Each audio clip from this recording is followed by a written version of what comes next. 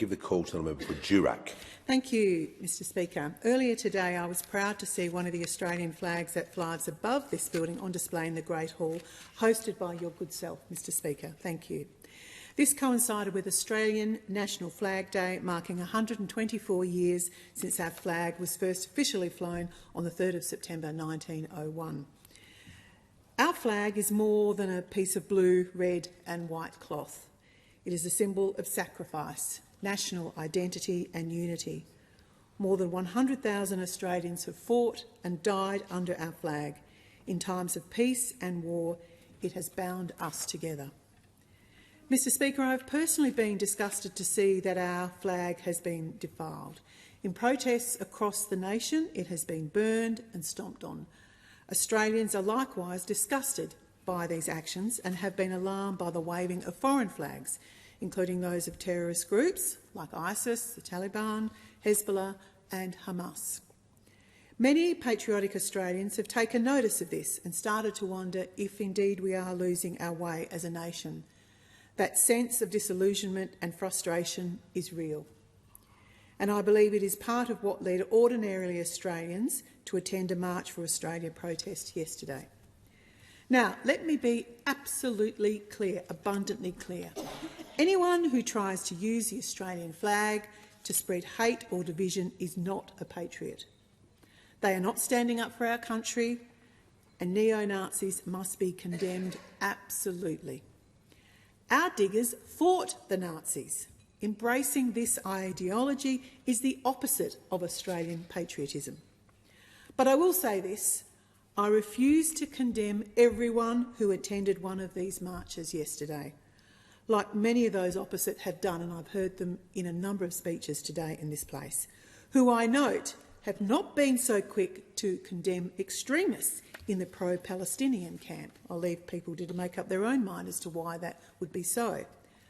Among the crowds were thousands of good, fair-minded Australians, everyday mums and dads, workers and retirees, people who simply just love our country and just want to be heard by their government.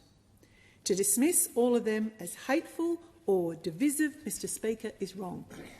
The fact is, these rallies would not have attracted the same crowds if they'd been organised a few years ago.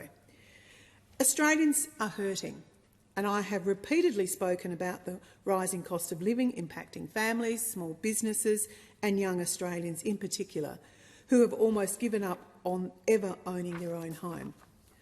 For most, I think, this wasn't about demonising anyone. This was about calling on the government to have a sensible approach to migration. One man who marched in Brisbane outlined in Channel 9 a sentiment, I believe, which would reflect the view of most Australians. He said, and I quote, "I love migration, okay? I'm from a family of immigrants as well. The point is how many you bring in the country. Where do you house them?" And I think that is a very worthy question to ask. In less than 10 years, my home state of WA has gone from having a population of less than 2.5 million people to a population of over 3 million people. Most of that growth has been driven by overseas migration. Now, this wouldn't be so bad if housing supply, infrastructure and the hospital system were keeping up with this growth. But, Mr Speaker, they simply are not. When I raise Labor's reckless migration, I don't seek to demonise migrants. Far from it. I do not blame anyone who wants to come here. After all, we are the greatest country in the world. Why wouldn't you want to come here? We have also long benefited from a steady migration program. Our multicultural character is one of the defining qualities of our great country. I think most people who marched would share that sentiment.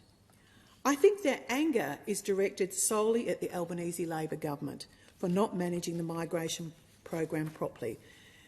Our Prime Minister promised to be a leader who would take responsibility, yet he has not once conceded that his reckless increase of the migration program is making life harder for Australians. The challenge before us is not to lecture or to condemn, but to listen and to respond, to restore faith that this country can once again be a place where a young person can dream of buying their own home, raising their family, building their future in a nation that is united, not divided, that Australia is still a lucky country.